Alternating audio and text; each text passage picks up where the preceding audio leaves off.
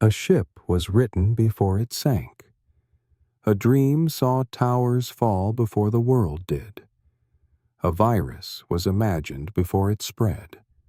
Over and over, whispers came, through poems, drawings, even cartoons. We laughed. We ignored.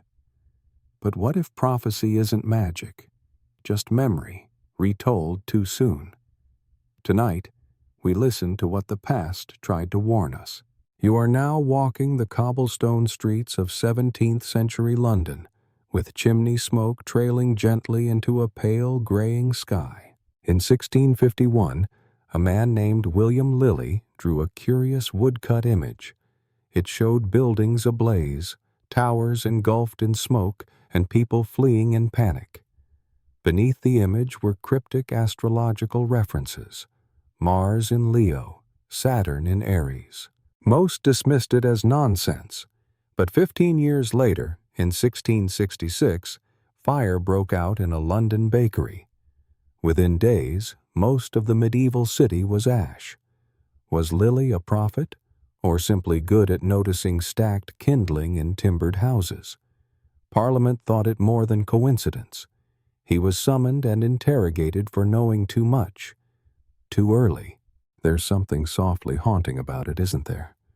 A warning etched in ink, ignored until too late. And perhaps that's the true nature of prophecy. It lives somewhere between foresight and forgotten paper. Now imagine the scent of soot, the hush of ash falling on stone, and one man's quiet warning brushed aside.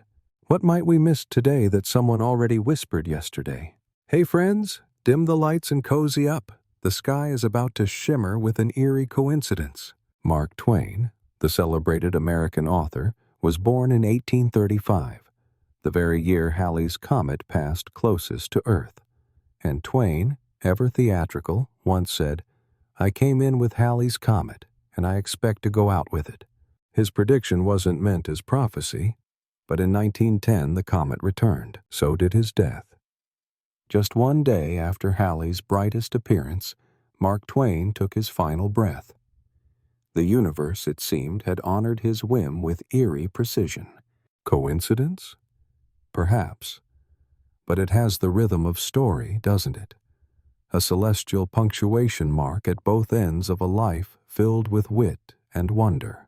Now picture the sky glowing above quiet trees, and Twain's pen resting forever still. Do comets carry more than ice and dust? You are now aboard a quiet library ship of dreams, its pages rustling like waves. In 1898, a novelist named Morgan Robertson penned a tale called Futility. It described an enormous ship named the Titan. Unsinkable, they said. It sailed with too few lifeboats, and on a cold April night it struck an iceberg and sank.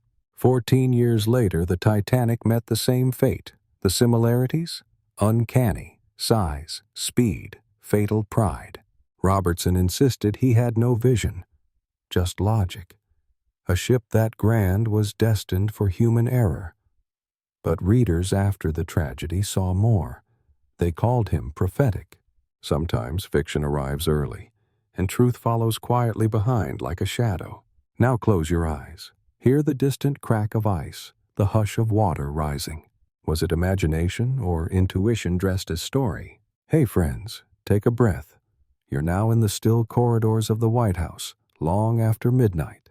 President Abraham Lincoln once told his friends about a dream.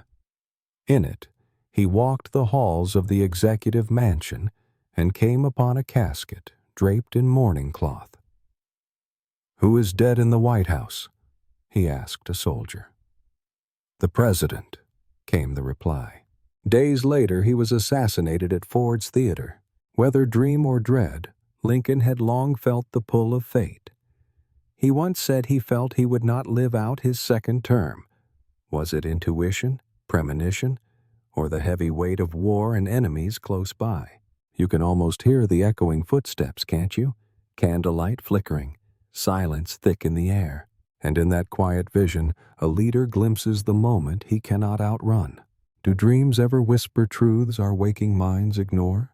You might be thinking cartoons don't see the future, But let's take a gentle step into satire's strangest moment. In the year 2000, The Simpsons aired an episode set in the future. Lisa Simpson, now president, casually mentions inheriting quite a budget crunch from President Trump. Viewers laughed. It was absurd. Until it wasn't. 16 years later, Donald Trump did become president. Was it a guess? A joke? Or did writers simply follow fame's momentum before the world did? We'll never know. But the prediction became legendary. Not for its politics, but for its eerie accuracy. Sometimes, comedy steps ahead of reality and waves back. So tonight, as the glow of your screen dims, remember this. Even cartoons might carry strange echoes of tomorrow. And if a yellow sketch family can see the future, what else might be hiding in laughter? And hey friends, if you're enjoying these soft dives into curious history, don't forget to subscribe. There's more wonder waiting. You are now in a small, sunlit village in Bulgaria, where a blind woman listens not with ears, but with silence. Baba Vanga, the mystic, was known for strange murmurs about the future. One of her most chilling statements. American brethren will fall after being attacked by steel birds. The wolves will howl in a bush. Some believe she was describing the September 11th attacks. Steel birds became airplanes. Bush referenced the U.S. president. The imagery is poetic, yes, but chillingly close. Others dismiss it as reinterpretation. Too vague, too flexible. Still, her followers find patterns where skeptics see shadows.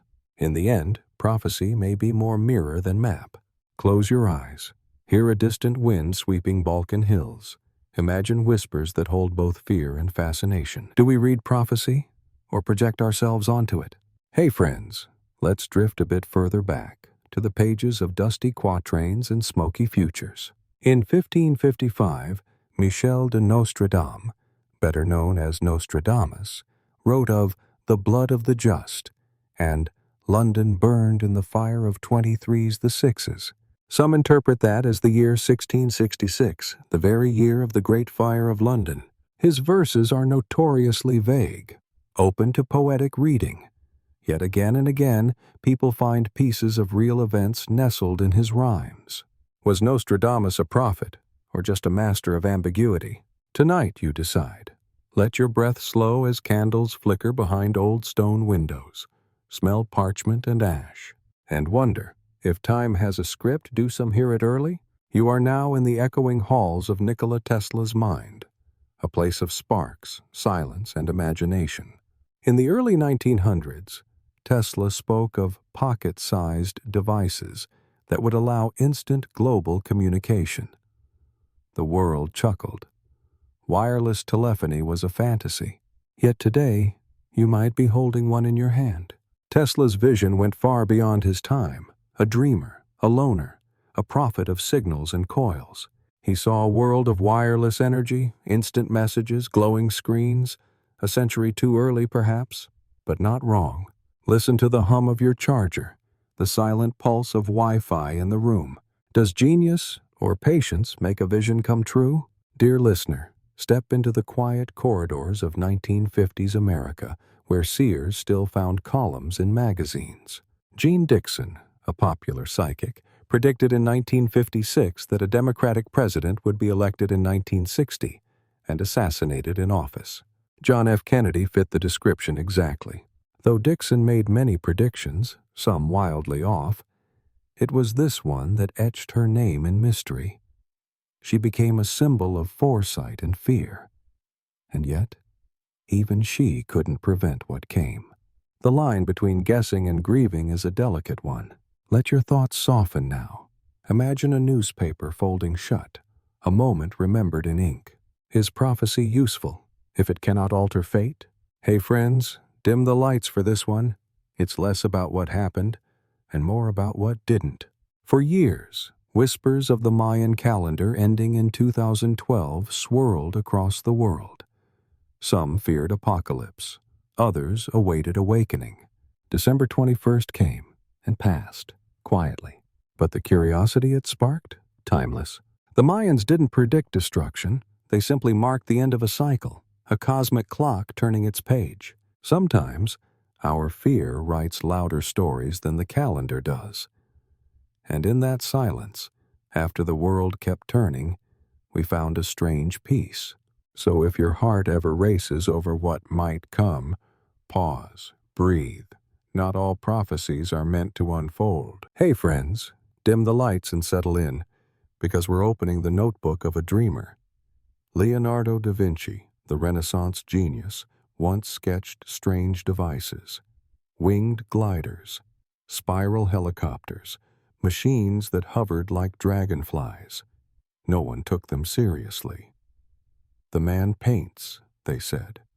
Let him dream. But centuries later, his designs became blueprints for real aviation. The rotors of helicopters, the curved wings of gliders. The mechanics were crude, but the vision, uncannily correct. He called it the science of birds, and he believed that humans would rise above the clouds one day. Now imagine, parchment soaked with ink, gears gently sketched in sepia, a candle flickering beside a silent genius. When dreams are too early, are they still wrong? You are now listening to the soft rustle of linen sheets in a Virginia farmhouse, where a man sleeps and speaks. Edgar Cayce, known as the Sleeping Prophet, gave thousands of predictions while in a trance. In 1935, he warned of global war. Japan and the U.S. would clash. There would be suffering in Europe. A new power would rise in Russia. When World War II broke out 4 years later, followers claimed he had seen it all in advance. Skeptics say his visions were vague. Followers say he tuned into something deeper. Perhaps prophecy is just deep observation, of tension, of trend, of trembling earth. Now close your eyes. Hear the ticking of a clock in a quiet room, a whisper in sleep, and wonder, does truth sometimes visit us in dreams? Dear listener, prepare to journey from a Paris study to the surface of the moon, long before rockets existed. In 1865, Jules Verne wrote From the Earth to the Moon. He imagined a space capsule launched from Florida, with astronauts, with splashdown in the ocean. Over a century later, Apollo 11 mirrored the journey with astonishing accuracy: launch site, crew size, even trajectory. Was Verne a prophet or just wildly, brilliantly imaginative? His fiction came wrapped in numbers, measurements, mechanics. He believed science would catch up with wonder.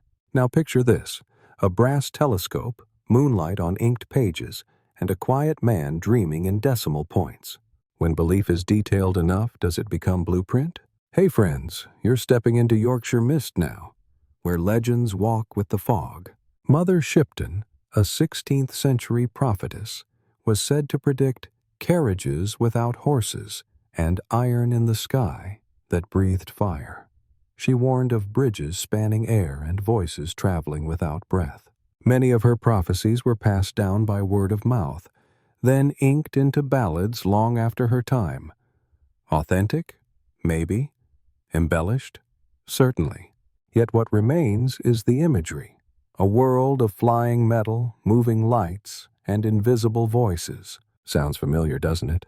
Tonight, let the hush of clouds drift through your thoughts. If even one rhyme from centuries ago rings true, what else hides in rhyme? You are now walking a windswept hill in the Scottish Highlands, where the wind carries more than just chill. Kenneth Mackenzie, the Brahman seer, was said to see visions by gazing into a smooth stone. In the 17th century, he foresaw iron ships, railways, and the fall of Scottish noble houses. One vision was most haunting: a battle on the moor where blood would drown horses' hooves. In 1746, that prophecy was said to echo through the Battle of Culloden, Scotland's last stand. Truth or tale woven from tragedy? We may never know. But still, the moor is quiet, the wind still blows, and the stone, silent as always. What do we see when we dare look deeper? Hey friends, take a breath. We're opening a 17th century diary filled with dreams. Robert Boyle, one of the fathers of modern chemistry, scribbled a list of future hopes. flying machines, blood transfusions, artificial language, sleep cures, longevity. He wasn't guessing, he was wishing, boldly, scientifically. Today, most of his impossibilities have come true. Transfusions are routine. Sleep aids exist. Flying machines fill the sky. Boyle didn't see the future. He simply believed it was possible. Now imagine an oak desk, a feather pen, and a young man leaning forward with hopeful ink-stained fingers. Sometimes prophecy is just science written before it's ready. Dear listener, close your eyes and step into ancient Greece, where incense curls beneath a marble dome. The Oracle of Delphi once warned, "Only a wooden wall shall save you." The Athenians puzzled over it. What wall? Some fled to the mountains, others built ships. In 480 BCE, those very ships, wooden walls on water, defeated the Persian navy at Salamis. The prophecy, cryptic as ever, came true through clever interpretation. Perhaps it's not just what is said, but how it's understood. Picture waves lapping against a wooden hull, and the soft chant of oracles echoing through time. Do we shape prophecy, or does it shape us? You might be thinking molasses isn't very prophetic, but let's unfold a sticky surprise. In 1919, Boston's North End stored 2.3 million gallons of molasses in a steel tank. Locals often remarked the tank creaked, leaked, and groaned. Some said it would burst. The company ignored it. Then one winter day, the tank exploded. A wave of hot molasses rushed through the streets, killing 21 people. It sounds surreal, but the warnings had been there. Residents, workers, even horses avoided the area. Sometimes prophecy hides in groaning metal. Now breathe in. Imagine warm sugar and cold air, and listen for the creak that no one believed. Even the mundane can whisper danger. Hey friends, dim the lights and let's visit a voice long unheard until it was too late. In the 1930s, Winston Churchill warned Britain about Adolf Hitler's ambitions. He spoke of rearmament, of danger, of a coming storm. But he was dismissed, called dramatic, out of touch. Then came war. The storm he saw arrived. Churchill's foresight wasn't mystical. It was clarity born from close observation. Not all prophecies are mystical. Some are made of spreadsheets and speeches. Let's reflect now on that lonely voice in Parliament speaking against the tide. Are prophets sometimes just those who refuse to close their eyes? You are now standing in a Roman garden, but it's covered in ash. For centuries, Pompeii lay buried, forgotten, until a 16th century architect named Domenico Fontana discovered strange ruins while digging an aqueduct. He stopped, covered it, said nothing. Years later, local legends grew, of people dreaming of buried cities, of statues, of voices underground. Excavation resumed in the 1700s. What they found matched the dreams.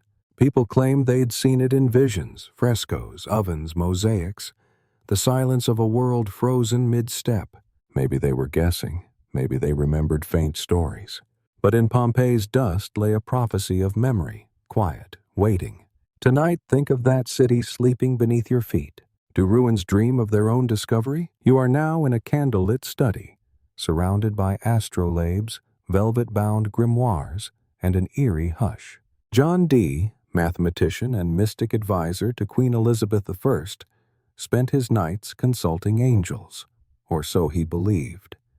In 1570, he declared that Britain's destiny lay upon the seas. He envisioned a maritime empire stretching across unknown waters. A British Atlantis, he whispered. Centuries later, the British Empire did rise, its navy ruling the waves from India to the Arctic.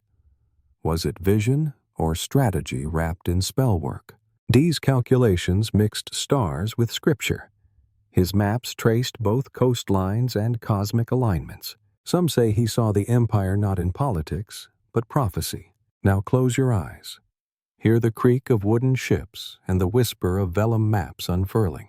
What happens when belief becomes blueprint? Hey friends, settle in. It's a tale of eerie timing. In the final days before President Lincoln's assassination, His bodyguard, William Crook, begged him not to go to Ford's Theater. Crook had a dream. He saw Lincoln laid in state, with mourners passing in silence. Lincoln simply smiled. "Goodbye, Crook," he said, his only time using that word. That night he was shot. Crook blamed himself for the dream, for not insisting, for watching history play out in silence. Dreams can haunt, especially when they linger behind. Now let your thoughts drift. Imagine soft footsteps in a quiet corridor, a man's silhouette in the lamplight. Do dreams sometimes speak louder than voices? Dear listener, dim the lights. We're descending into the archives of a man who peered through both microscope and myth. In 1656, when plague struck Italy, Jesuit scholar Athanasius Kircher wrote that unseen organisms might spread disease. Tiny worms, he said, might travel through air and water. It was long before germ theory, but eerily accurate. He saw what others could not, or perhaps believed what others dismissed. Today we know viruses and bacteria, but Kircher whispered them first into dusty tomes and cautious experiments. Now picture flickering lantern light, copper tools, and a man who studied rot with reverence. Sometimes prophecy looks like science, waiting to be proven. You are now beside a train platform in late 1860s America. A ticket drops. A heart races. President James Garfield had planned to visit Baltimore, but his wife dreamed of death on that journey. The dream was so vivid, so terrifying, that he changed his plans. That very train derailed. Dozens died. Coincidence? Or a quiet ripple of fate brushing against a dream? Garfield's life was spared, but only for a while. Years later, he would fall to an assassin. But that one moment, shaped by a dream, gave him a little more time. Sometimes the future knocks in whispers. Do we listen when it's soft? Hey friends, take a deep breath. We're stepping into imagination that burned too bright. In 1914, H.G. Wells published The World Set Free. In it, he described bombs powered by atomic energy, devices that would keep exploding for days, reshaping war forever. Decades later, scientists admitted his fiction had inspired them. Wells, through story, predicted atomic weaponry and helped summon it. He had no formulas, just questions. What if power were endless? What if destruction came from within the atom? And then, it did. Now imagine quiet typewriter clicks in a darkened room. A thinker, afraid of his own thoughts. Are some stories meant to stay on paper? You are now inside a medieval abbey where the walls hum with chants and candlelight flickers across painted parchment. Hildegard of Bingen, a 12th century nun, created swirling visions, cosmic spirals, fiery planets, divine storms. She claimed they came from God. But today, some say her art foresaw celestial phenomena like comets and eclipses. Her colors danced in ways the sky later echoed. Was it divine insight or symbolic beauty misunderstood? Hildegard's visions blend science, spirit, and sensation. Even modern astronomers have paused before her pages. Now breathe in deep incense. Hear the hush of Gregorian harmonies. Can art see what eyes cannot? Hey friends, let's wander into literary shadows. In Bleak House, Charles Dickens wrote of a character named Crook, who died by spontaneous combustion. Readers laughed until a real case appeared in the London papers. A woman found incinerated with no nearby fire source. Science offers theories: alcohol, combustion, flammable fabric. But Dickens's scene had come eerily close. Was it prediction or intuition wrapped in narrative? He once said time was a living character, and perhaps time was listening. Picture a grandfather clock slowly ticking past midnight. Do stories ever know more than their writers? You are now flipping through a book written in whispers, each page naming a pope to come. In the 12th century, St. Malachi allegedly saw a vision of 112 future popes. Each was described in cryptic phrases: the moon's glory, from the labor of the sun. Some fit too well, others a stretch. The final pope, he said, would see the church through great trial. Today, many believe we're near the last on the list, prophecy or poetic puzzle. The Latin is vague, the meanings open, but every new pope brings the list back to life. Now close the book. Let the candle burn low. Are we reading fate or writing it? Dear listener, step softly now into a village lost beneath the sea. In medieval Suffolk, the people of Dunwich were warned, the sea will come, the winds will howl, the bells of the church will toll underwater. They built seawalls, prayed, waited, but the cliffs crumbled, storms surged, and by the 15th century, Dunwich had been swallowed whole. On quiet nights, sailors say you can still hear the bells ringing below. A prophecy fulfilled. In salt and silence, let the tide roll gently in your thoughts.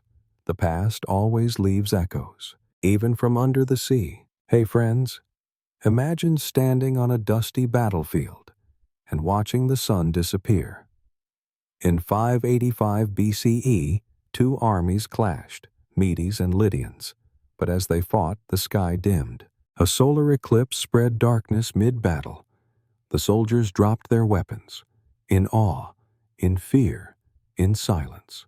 Thales of Miletus, a philosopher, had predicted the eclipse. His timing, remarkably close. The war ended that day, not with treaties, but with shadow. So let your breath slow. Imagine the hush of thousands watching the sun vanish. War paused by a whisper from the sky. Can the heavens sometimes speak more loudly than kings? Hey friends, take a deep breath and picture an old wooden shop filled with gears that tick in perfect harmony. In the 1700s, John Harrison was just a humble clockmaker, but he believed he could solve the greatest nautical mystery of the age, longitude. While others used stars and guesses, he said a timepiece could reveal location at sea. Most scoffed. The sea was too rough, clocks were too delicate, but Harrison persisted for decades. And in the end, he built a chronometer so precise it changed navigation forever. He didn't predict the future, he made it tick second by second. Now listen, can you hear it? That soft, steady beat? Sometimes prophecy is a rhythm, just waiting to be kept. You are now walking beneath pine trees in moonlight, your steps silent and sure. Harriet Tubman, the conductor of the Underground Railroad, often spoke of her visions, dreams that warned her of danger. A deeply spiritual woman, she trusted those messages, claiming God showed her which paths were safe. More than once, she turned around at the last moment and found traps waiting where she would have gone. Her dreams, shaped by injury and faith, became her compass. She didn't just escape slavery, she outmaneuvered its hunters again and again. Close your eyes now. Let the branches sway above you. Can freedom whisper through dreams? Hey friends, we're setting sail into a strange warning from the pages of the New York Times. In 1915, as the RMS Lusitania prepared to depart, an ad ran in several American papers, a note from the German embassy warning travelers not to sail. War was raging. Submarines prowled the Atlantic. Few took it seriously. Days later, the ship was torpedoed and sank. Over 1,000 lives were lost. The warning had been public, clear, and ignored. Now picture a harbor cloaked in fog, suitcases piled, passengers boarding, somewhere a folded newspaper unread. Was that a prophecy or a prevention we refused? You are now surrounded by coils, sparks, and the smell of copper and ozone. In 1898, Nikola Tesla demonstrated a radio-controlled boat, but he wasn't done. He said future wars would be fought by machines with no men. They would fly, navigate by themselves, target with precision. We call them drones now. Back then, they called him mad. Tesla's mind danced decades ahead. His sketches show unmanned aircraft before aviation even took flight. He saw it all blinking under dim lab lights. Was it genius? Or a glimpse of a world not yet born? And what if ideas don't just come, but arrive? waiting for us to catch up. Hey friends, dim the lights. We're opening a book written in warning, not entertainment. In 1949, George Orwell published 1984. He envisioned a world of constant surveillance, cameras in homes, language controlled, history rewritten. Back then it felt like dark fantasy. But now, facial recognition, data tracking, microphones that listen when you don't know. Orwell wasn't just imagining, he was echoing fears already forming. Now picture a typewriter tapping in a cold, rented room. A man wondering if his words will outlive him. Do some warnings only become prophecy when we stop questioning? You are now inside a quiet chapel, where candles flicker and bells ring softly overhead. St. John Bosco, a 19th century Italian priest, claimed to have had dreams, vast, symbolic, and filled with fire. One dream spoke of a ship, representing the church, navigating through storms. Only by anchoring to two pillars, one symbolizing Mary, the other the Eucharist, could it survive. Decades later, popes referenced that very image. Some even structured their sermons around it during turbulent times. Was it prophecy, metaphor, or simply the kind of dream that keeps rippling outward? In every century, his ship still sails through conversations. Sometimes a dream becomes a compass, long after the dreamer is gone. Hey friends, look up. High above the earth, silent machines circle, just as Arthur C. Clarke once said they would. In 1945, Clarke wrote that satellites could orbit Earth and relay signals, radio, weather, even television. He even guessed the altitude and spacing. No one had launched anything yet. But just 12 years later, Sputnik was born. Today, satellites fill the sky. He didn't just describe them. He outlined their use, structure, and orbital positions with astonishing detail. Now imagine the gentle hum of a signal beaming across continents. A writer's vision, bouncing off the stars. Is it prophecy when you name the future so precisely? You are now aboard a spaceship of imagination, decades before reality caught up. In Star Trek, a ship called the Enterprise traveled at warp speed. Its captain, James T. Kirk. Here's the twist. In 2002, NASA launched a spacecraft to study solar winds. The name of its lead engineer? Yes, James T. Kirk. He didn't choose the job because of the show. The name simply matched. The mission? To boldly go where no solar probe had gone before. Coincidence? Cosmic humor? Now float weightless in your thoughts. Space may be infinite, but irony finds its orbit. What if stories sometimes cast their crew in advance? Hey friends, we're returning once more to a voice from the Balkans. Baba Vanga, the blind seer, once declared, "At the turn of the century, Kursk will be covered with water, and the whole world will mourn." The year was 1980. In August 2000, the Russian submarine Kursk sank during a training exercise. All 118 aboard perished. The world watched, waited, mourned. Many saw her words as uncanny. Others say the phrasing was vague. But the name, the timing, the water, they aligned with eerie precision. Let the sea ripple through your thoughts. Some warnings drift quietly until the moment they surface. You are now floating above city rooftops, the morning air still cool, unaware of what will come. In the months before September 11th, 2001, a man named Rick Rescorla, head of security at Morgan Stanley in the World Trade Center, had nightmares. Planes crashing, towers falling, chaos. He ran drills, insisted employees take evacuation seriously. When the first tower was hit, his team knew exactly what to do. Nearly all survived. Rescorla died helping others escape. His dreams didn't prevent the tragedy, but they saved hundreds. Now close your eyes. Picture a calm, clear sky. One man standing still, listening to what others ignored. Can fear become a gift when it moves us to prepare? Hey friends, dim the lights. It's time to visit a city once split in two. In 1989, East Germany's government spokesman, Günter Schabowski, fumbled through a press conference. When asked when travel restrictions would end, he mumbled, "As far as I know, effective immediately. He hadn't meant to say that, but people heard prophecy, and they believed it. That very night, crowds surged to the wall. Guards, unsure, opened the gates. No orders, no plan, just words, misunderstood into reality. One slip of the tongue unraveled a symbol of division. Imagine a wall crumbling, not with force, but with suggestion. Can prophecy sometimes come from a mistake? You are now seated in a quiet research lab in 1973. The lights buzz softly, and punch cards click into place.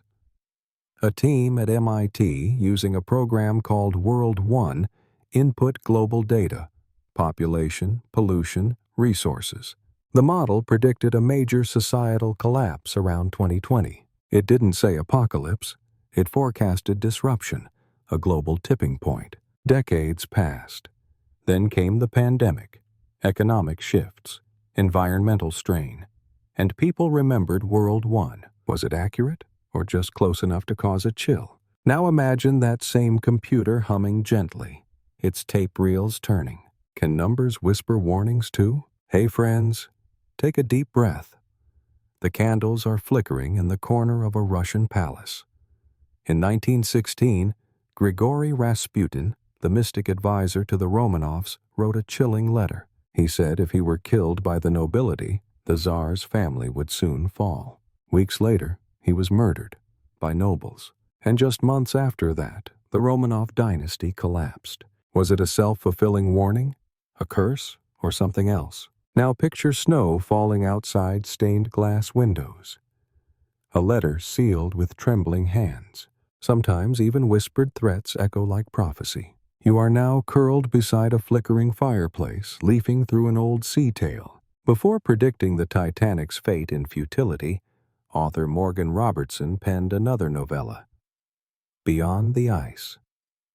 In it, he described a submarine collision, eerie depths, and trapped sailors. Decades later, similar incidents occurred, including the sinking of the USS Thresher in 1963. His stories didn't just echo reality, they often preceded it. Perhaps Robertson didn't see the future but understood the patterns of human risk. Now listen to the hush of underwater pressure, the silence that surrounds lost ships. Do stories drift ahead of the tides they foretell? Hey friends, we return once again to the master of cryptic rhyme. In one quatrain, Nostradamus wrote, "In the year 1999 and 7 months, from the sky will come the great king of terror." In July 1999, nothing catastrophic happened. But weeks later, NASA lost contact with Mars' climate orbiter, and a solar eclipse cast shadows across Europe. Some shrugged it off. Others insisted it was metaphor, the beginning of space anxiety, or the forewarning of future events just off schedule. Was he wrong or merely early? Now picture a sky fading to black, not with doom, but curiosity. Can prophecy live in symbolism more than in dates? You are now standing at the edge of a quiet beach, waves gently brushing against your thoughts. In early 1941, American psychic Jean Dixon reportedly warned of a great attack from the east. Naval bases, Pacific winds. She urged caution. Few took her seriously. Months later, on December 7th, the attack on Pearl Harbor shook the world. Some say her prediction was vague. Others call it remarkable. She would go on to make many claims, some wild, some close. But that one? Still discussed decades later. Sometimes a single warning drifts further than the tide that follows. Hey friends, let's take a deep breath and dive far below the surface of imagination. In 20,000 Leagues Under the Sea, Jules Verne imagined electric submarines gliding through the dark oceans. He described coral forests, sea monsters, and pressurized diving suits. At the time, none of it existed. Today, it all does. Verne even placed Captain Nemo's base near real underwater ridges we didn't discover until a century later. Did he guess right? Or feel the current of what would be? Now feel the pressure of the deep, the cold calm of the abyss. Does imagination sometimes run parallel to time? You are now in a dusty medieval library, scrolls coiled like sleeping serpents on dark wooden shelves. In the 12th century, an English monk named Gervase of Canterbury described a vision, a glowing orb descending from the heavens, carrying men in tunics of flame, who walked on silver dust. His words were dismissed as poetic nonsense. But in 1969, humans did walk on the moon, in suits that shimmered, on dust that sparkled, beneath a sky dark as ink. Was it coincidence, fantasy, or a glimpse, written in ink, of something too far to reach? Until we did? Hey friends, this one's a little different, but listen closely. In 1969, a player named Joe Namath boldly predicted the New York Jets would win Super Bowl III. They were underdogs, outmatched. No one believed him. But he said it, calmly, confidently, and then they won. Was it bravado or belief? In sports, predictions don't come in riddles. They come in declarations. Yet sometimes, they land like prophecies. Now imagine a coin flipping in the air. Stadium lights above, a heartbeat before the outcome. Can certainty create the future? You are now looking up into a wintry sky just after sunset. Two lights draw near. In December 2020, Jupiter and Saturn aligned closer than they had in centuries. Astrologers called it the Great Conjunction.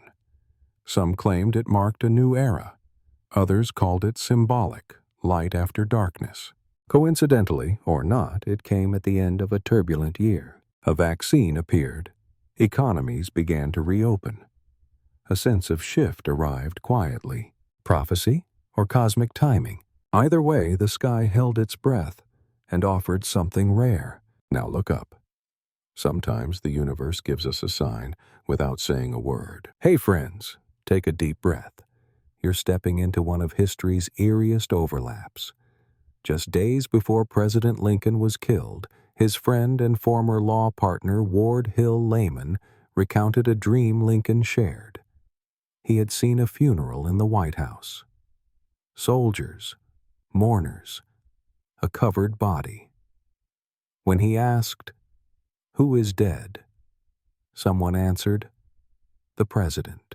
Lincoln had told it like a ghost story, lightly, unworried. But days later he was gone, just as he'd dreamed. Was it the weight of war pressing on his subconscious, or something more? Now picture a dim corridor, footsteps fading, a flag resting heavy on silent wood. Do dreams ever echo louder than waking life? You are now seated in an ancient cavern, lit by oil lamps. A breeze rustles parchment as a voice murmurs. The Sibyl of Cumae, a legendary prophetess in Roman lore, once offered King Tarquin 9 books of prophecy. He refused, until 6 were burned and the price remained. He finally bought the last 3. The books, it said, predicted the future of Rome, wars, triumphs, its very fall. Kept locked beneath the temple of Jupiter, they were consulted in times of crisis. Truth or legend? The last were lost in a fire, but their myth still lingers, like ash on stone. Sometimes prophecy vanishes just before it's fully understood. Hey friends, dim the lights. This one walks the line between fiction and eerie coincidence. In his 1838 novel, The Narrative of Arthur Gordon Pym, Edgar Allan Poe described shipwreck survivors who, starving, killed and ate a cabin boy named Richard Parker. 46 years later, the ship Mignonette sank. The survivors? Killed and ate a cabin boy. His name? Also Richard Parker. The real-life event mirrored Poe's tale with unsettling precision. Was it pure chance, or a fiction written so precisely that the world followed? Now close the book, let the candle flicker. Do some stories, dream us into being? You are now sitting at a humming computer terminal, somewhere between prediction and pattern. In the late 1990s, a program called the Web Bot began scanning online chatter, emails, blogs, forums, to detect linguistic trends. It was designed for financial forecasting, but some said it predicted more. It allegedly foresaw the 2001 attacks, the 2004 tsunami, market crashes, even social unrest. Critics called it vague. Fans saw eerie connections. The internet, after all, is a web of whispers, and maybe, just maybe, enough small voices together start forming a prophecy. Now listen to the soft tap of keys. Prediction, it seems, is always watching. Hey friends, let's walk through a quiet English meadow. In the 19th century, a Yorkshire farmer named Robert Nixon was said to have sudden visions. One in particular stood out. He described iron birds darkening the sky and men buried in trenches, devoured by thunder. Decades later, World War I arrived, with its planes, trenches, and artillery. He had no concept of airplanes, but his imagery? Strikingly close. Some say the tale was embellished after the war. Others say it remained unchanged. Now feel the hush of wind across the grass, the stillness before invention. Can innocence carry glimpses of disaster? You are now in a dusty hotel room with tall windows, listening to the ticking of a brass clock. Mark Twain wasn't just a humorist, he was a dreamer. In 1898, he wrote about a world where money could be sent electronically. A man in Bermuda may own money in America and transfer it at will, unseen. Today, that's normal. Credit cards, bank transfers, digital currency, just as he described. Twain predicted it with remarkable precision, long before even radio became common. Now imagine, a quill paused over paper, a writer smiling, unknowingly scribbling a future. Does humor sometimes cloak the truth? Hey friends, we're going far back now, to the Shang dynasty, over 3,000 years ago. Chinese diviners carved questions into turtle shells and ox bones. Then they applied heat, watched the cracks form, and read them as answers from the gods. These oracle bones predicted rain, harvests, wars. Later, archaeologists realized many of the predictions were recorded alongside their outcomes, sometimes frighteningly accurate. Were they right? Or did belief shape reality?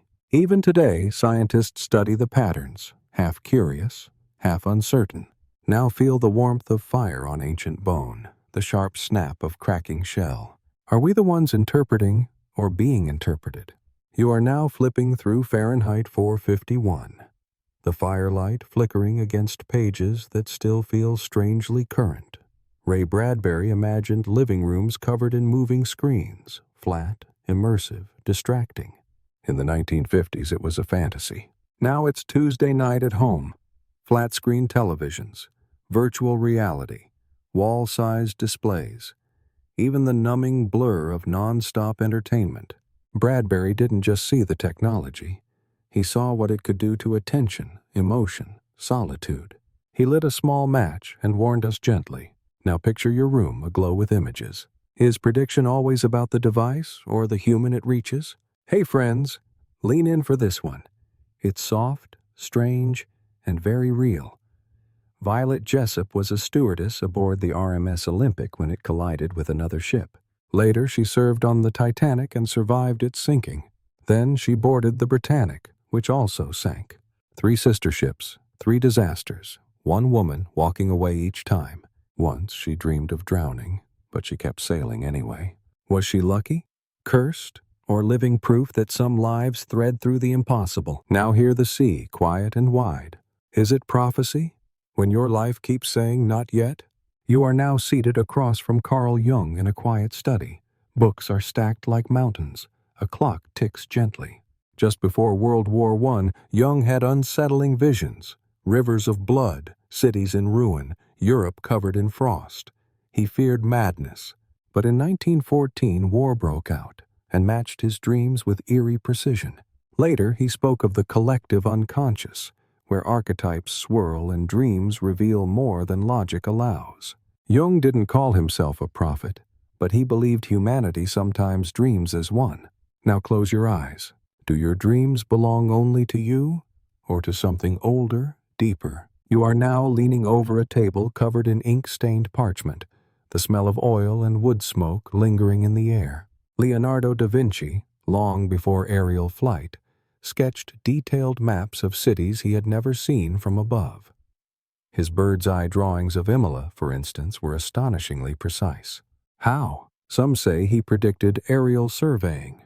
Others believe he visualized cities from elevated geometry. Centuries later, satellites would produce near-identical maps. Yet Leonardo had no balloon, no aircraft, just perspective and intuition.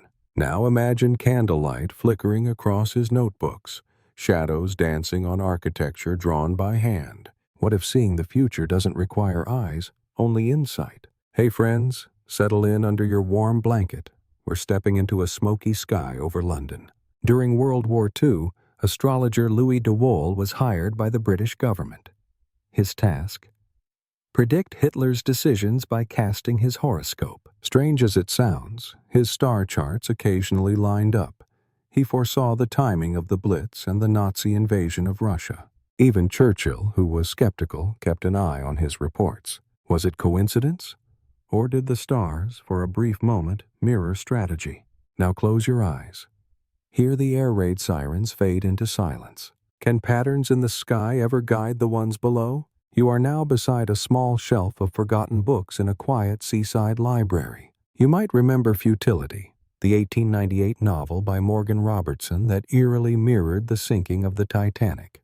But here's what's stranger. He rewrote it. In the second edition, renamed The Wreck of the Titan, the ship was even more similar.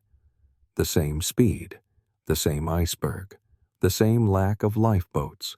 He doubled down before the tragedy ever happened. No edits after the event, just two versions, each echoing the unsinkable that sank. Now imagine waves lapping against forgotten pages. Was this fiction sharpening its aim, or a warning shaped like story? Hey friends, dim the lights. We're switching on a record player now. In 1979, the British band the Alan Parsons Project released Eve, an album exploring themes of power and destruction. One track, You Lie Down with Dogs, mentioned buildings falling in fire. Years later, on September 11, 2001, conspiracy theories clung to the song's lyrics, even claiming the cover art hinted at gas masks and towers. Of course, artists often explore dark metaphors, but it sparked a question. When does art eerily match reality? Now listen to the soft scratch of vinyl spinning. Some stories aren't meant to predict. They just resonate. Can sound carry a shadow of things to come? You are now seated cross-legged on a woven mat in Tamil Nadu, where the past is written in ancient ink. In parts of India, old palm leaves are said to hold prophecies for individual lives, written centuries ago, waiting for the right person to arrive. The naughty readers consult thumbprints, then unroll scrolls to find your name, your life path, even the timing of your death. Skeptics call it folklore, but seekers report uncanny accuracy. Maybe it's coincidence, maybe something more. Now hear the quiet crackle of a palm leaf turning. Ink smudged, silence layered. Can destiny wait patiently on parchment? Hey friends, step into a snowy valley with musket smoke rising gently through the trees. Legend says that during the bitter winter at Valley Forge, George Washington had a vision. An angel appeared to him, showing the birth, near destruction, and ultimate triumph of the United States. He never recorded it, but the story passed through generations. Later wars seemed to echo the vision's outline. Civil strife, great loss, and strange resilience. Myth, patriotism, still the idea lingers that even in frost and hunger, hope arrived, uninvited. Let the winter wind drift through your thoughts. Do nations dream too? You are now in ancient Rome, where marble glows softly under golden torchlight. Soothsayers once warned Julius Caesar, "Beware the Ides of March." He laughed. He dismissed. But on March 15, 44 BCE, he was assassinated in the Senate. Even Shakespeare wrote it down, centuries later, as if history needed a louder echo. Was it true prophecy or coincidence dramatized? Either way, the words became legend. Now imagine the hush of a colonnade, a whisper from behind a curtain. Do warnings gain power when we choose to ignore them? Hey friends, open your eyes gently. This story begins with a librarian. In 1964, Belgian author Paul Otlet described a mechanical collective brain that could store all human knowledge. He imagined screens, instant search, information sent to the home. He never called it the Internet, but it's hard to deny the resemblance. Otlet died before computers truly rose, but he drew a blueprint in words. Now picture a quiet reading room where ideas flicker before their time. Can knowledge predict itself? You are now surrounded by old tomes and silent gears where philosophy and mechanics blend. In 1623, philosopher René Descartes wrote that one day machines might think, not simply respond, but reason, imagine, understand. Centuries later, artificial intelligence began doing just that. He didn't build robots. He built the question, what if thought isn't only human? Today's AI models echo that thought, not with certainty, but with eerie familiarity. Now close your eyes and hear the hum of digital thought forming somewhere far away. When you wonder aloud, does the future sometimes answer? Hey friends, you are now among the faithful. Crowds gathered in a Portuguese field, eyes lifted skyward. In 1917, thousands claimed to witness the miracle of the sun in Fatima. The sun spun, danced, zigzagged, changed color. It had been predicted by 3 children who said the Virgin Mary promised a sign on that date. Even skeptics recorded strange behavior: sudden heat, rapid drying of soaked clothes, unexplained movement in the sky. Science couldn't fully explain it.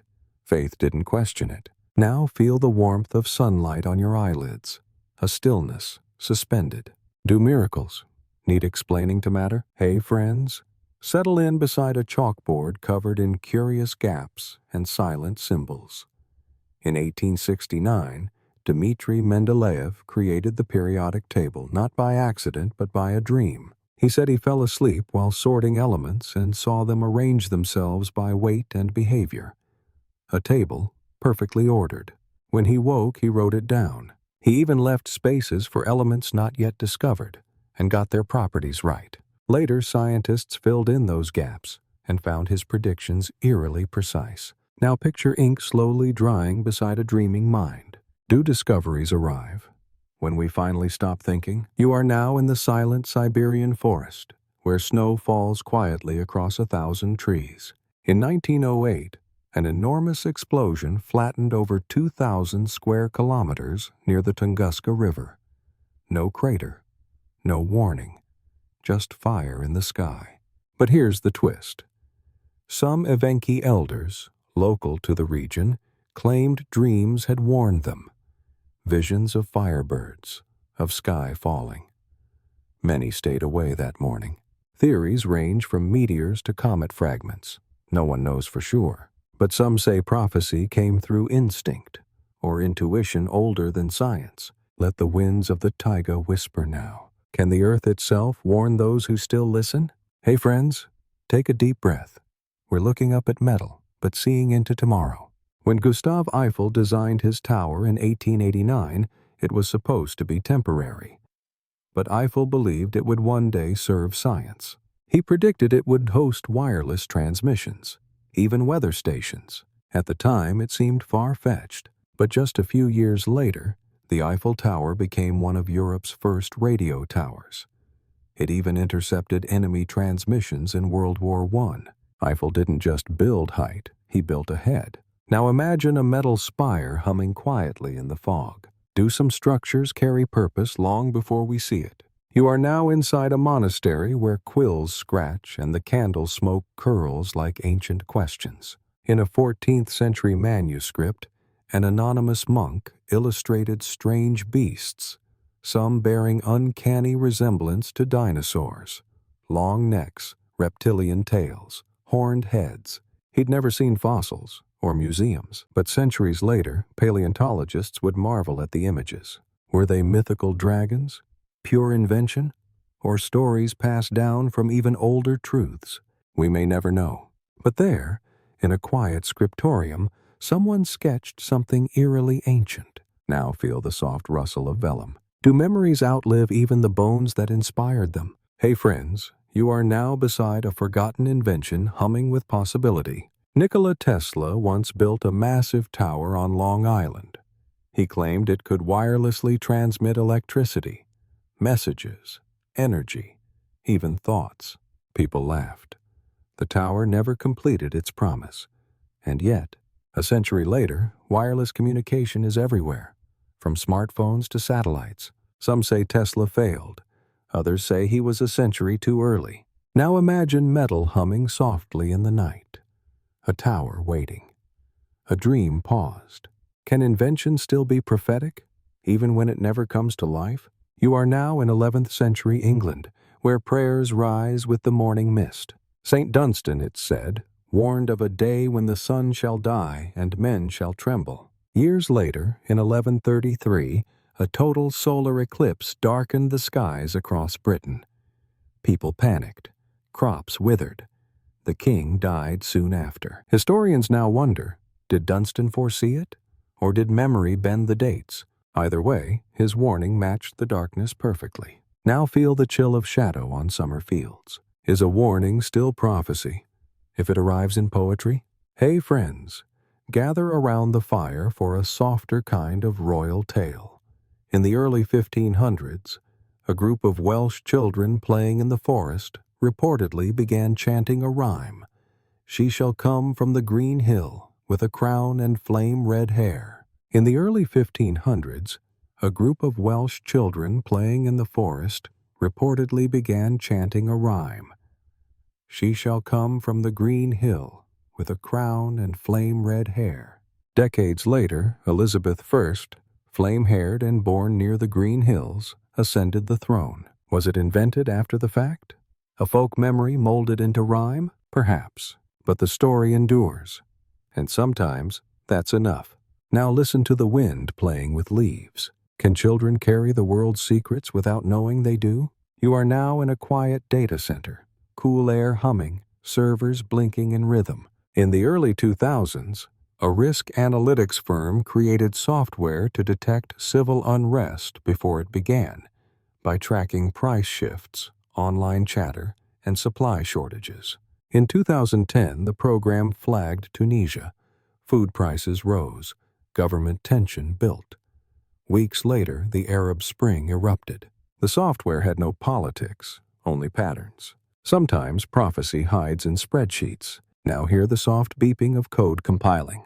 Do numbers ever whisper revolutions before they roar? Hey friends, this one arrives in the quietest hush, before the world changed forever. In 1939, a Japanese poet named Sadako Kurihara wrote of a city that shall sleep beneath a flower of fire. She was writing metaphor, warning of war. In 1939, a Japanese poet named Sadako Kurihara wrote of a city that shall sleep beneath a flower of fire. She was writing metaphor, warning of war. 6 years later, Hiroshima fell under the atomic bomb, and the city did, in a way, sleep, under smoke, ash, and silence. Kurihara survived. She wrote again, this time as witness. Her poem didn't cause it, but it captured the shape of what came. Now breathe in, feel the stillness. Can art sometimes speak before we can? You are now standing among ruined pillars, cicadas humming softly in the warm Greek air. King Croesus of Lydia, rich and powerful, asked the Oracle of Delphi whether he should wage war against Persia. The answer came, if you cross the river, a great empire will fall. He did, and his empire fell, not Persia's. The prophecy was true, but not in the way he hoped. Oracles rarely lied, but they often left space for silence. Now hear the stone echo beneath your feet. Is prophecy a mirror or a maze? Hey friends, dim the lights. We're sailing back to 1588, when England held its breath. John Dee, astrologer and advisor to Queen Elizabeth I, warned that the stars favored England, but only if they acted swiftly. He encouraged the Queen to strengthen her navy and invoke divine protection. When the Spanish Armada arrived, storms scattered their fleet before England could finish the job. Many called it a miracle. Dee called it written in the heavens. Now imagine the wind howling off the English Channel, sails torn, cannons silent. Do the stars whisper louder when empires hang in balance? You are now in a candlelit study surrounded by vines of ink that don't speak any known tongue. Discovered in 1912, the Voynich manuscript is filled with strange symbols, star charts, and plants that don't exist. Some believe it holds prophecies. Others say it's a clever hoax. But here's the twist. A few of its astronomical diagrams resemble modern molecular patterns, shapes unknown in its own time. Did someone glimpse further than they could explain? The manuscript remains undecoded. Now listen to the hush of pages turning in a language no one reads. Can mystery itself be a kind of message? Hey friends, you know him for Sherlock Holmes. But let's talk about something he saw coming. In the early 1900s, Arthur Conan Doyle wrote of future wars fought not just with bullets, but with waves. He imagined wireless technology being used to confuse, blind, and disable enemies. At the time, wireless was still in its infancy. Yet decades later, electronic warfare would become real, jamming, hacking, guiding missiles through invisible signals. Did Doyle deduce the future, or just see its pattern ahead of time? Now picture fog curling through the London streets, a pen tapping on paper. Is foresight simply observation with courage? You are now near a dusty Tennessee porch where a young Johnny Cash plays with shadows and strings. As a child, Cash dreamed of singing before thousands.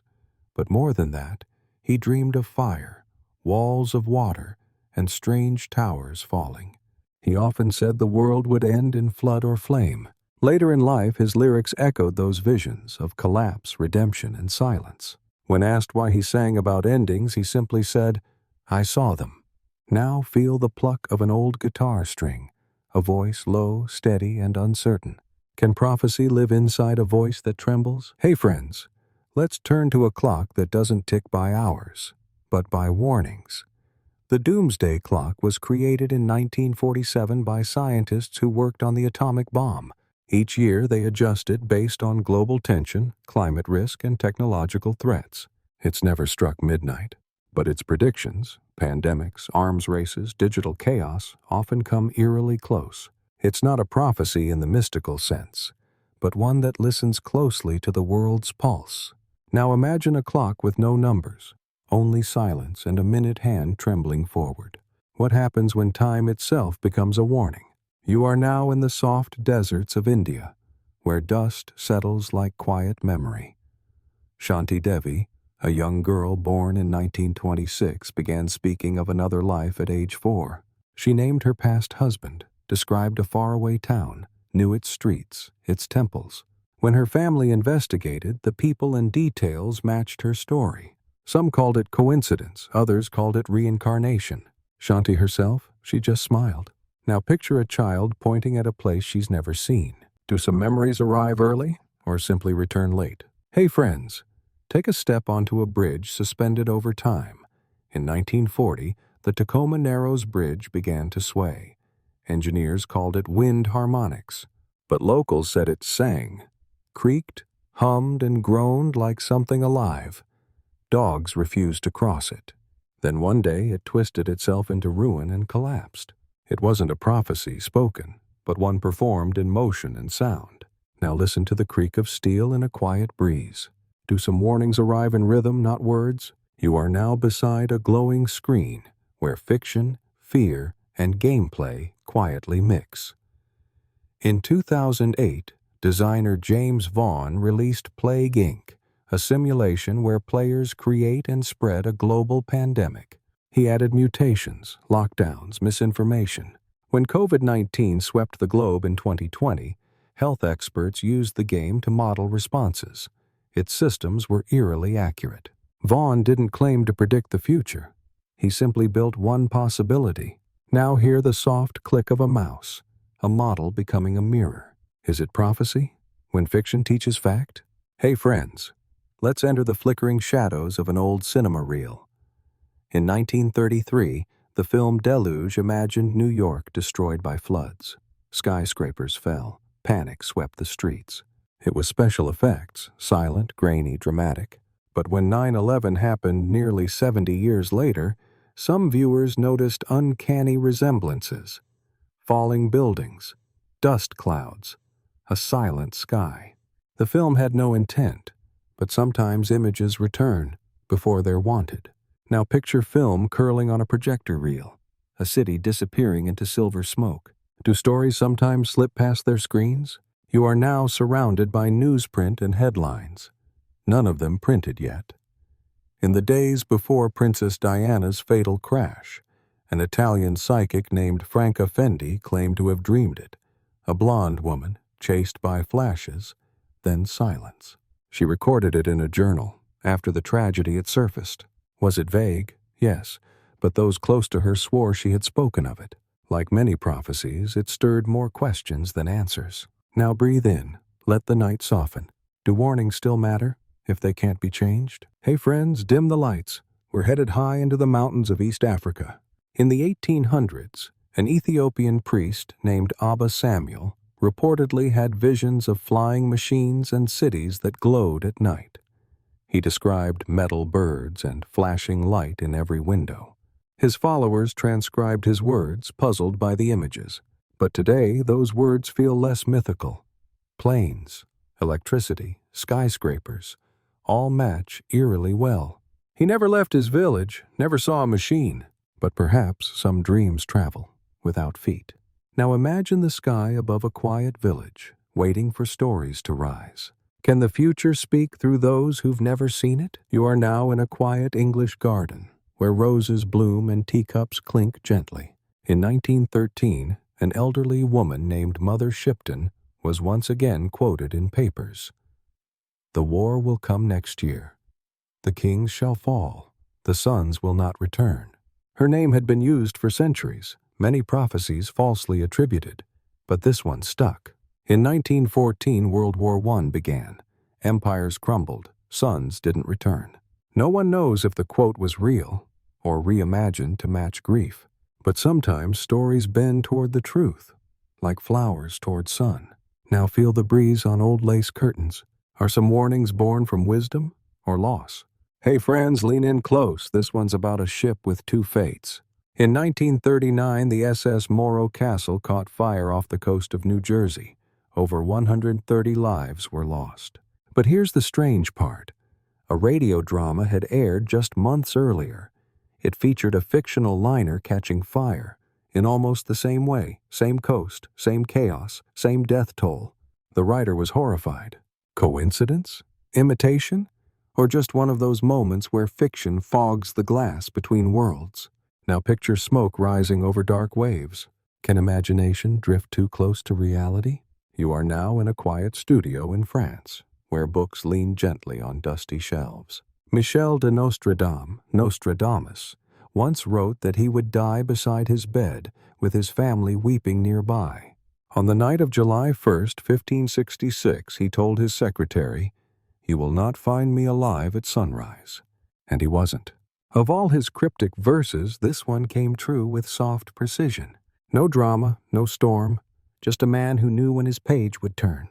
Now close your eyes. Is there peace in knowing when your story ends? Hey friends, this one floats above rooftops and into the sky. In 1902, a cloud of volcanic ash threatened the city of Naples. Scientists feared an eruption. But a nun, Sister Maria Crocifissa, claimed she had seen the Virgin Mary in a dream, saying the mountain would hold, for now. The eruption never came, and the city was spared.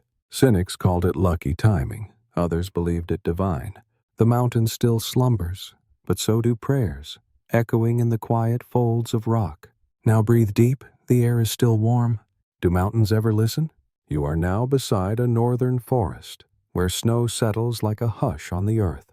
In the Canadian wilderness, the Inuit village of Angikuni was once home to dozens. In the 1930s, hunters arrived and found it empty. No signs of struggle, no tracks, just food left cooking, dogs frozen outside. A legend said the villagers spoke of spirits coming down from the stars. Some claimed they were warned in dreams. No one knows what happened. A mystery, a warning, or simply silence wrapped in frost. Now let the snow drift through your thoughts. Do places vanish when we stop believing in them? Hey friends, open a paperback from 1981 titled The Eyes of Darkness by Dean Koontz. In it, a virus called Wuhan 400 is developed in China. It spreads rapidly, causing pneumonia-like symptoms. When COVID-19 emerged in 2019, readers dusted off the book. The similarity was unsettling. The location, the symptoms, even the date, just one digit away.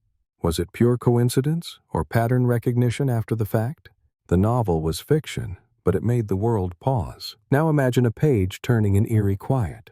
When stories mirror life, do we call it prophecy or paranoia?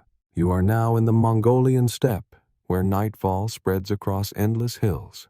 A local shaman, years ago, said the spirits told him a glass star would fall from the sky and bring messages from the gods. In 1970, a Russian satellite broke apart and crashed in the region, metal, blinking, glowing. Locals gathered around it. The shaman nodded. That's the one. He didn't know physics or orbits, but he believed in signs. Now look up into the stars. What if belief bends time to meet us? Hey friends, this story begins with a single quiet message. In 2004, just before the Great Tsunami struck, elders from the Andaman Islands told their people, "When the ocean breathes in, run to the hills." It was an old saying, a story passed down for generations, and it saved hundreds. The sea did pull back, and they did run. Modern systems failed, but memory, oral, ancient, simple, stood firm. Now picture footprints in wet sand moving upward. Can tradition become prophecy? Simply by enduring? You are now right here, dear listener, beneath your warm blanket. No prophecy is certain. Some are poems, some are warnings, some are stories we keep retelling until they start to feel true. And some, like this collection, began with a question. What if the past knew more than we ever realized? So tonight, as the last echo fades, let the silence cradle you. What dreams wait within you, whispering quietly, not yet heard?